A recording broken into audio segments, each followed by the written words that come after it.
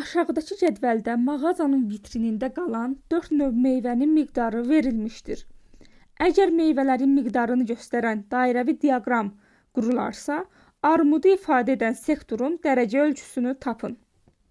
Baxırıq ki, bütün meyvələr ümumi tam dairəni təşkil edir. Tam dairə də bilirik ki, 360 dərəcə olmalıdır. Deməli, hamısı cəmi olur 54 plus 36 plus 18 plus 12. Bu da bərabərdir 120. Deməli, 120 tam bir dairəni, yəni ki, 360 dərəcəni təşkil edir. Bizdən armudu soruşurlar, yəni ki, 36-ya da x yazarıq, x dərəcə.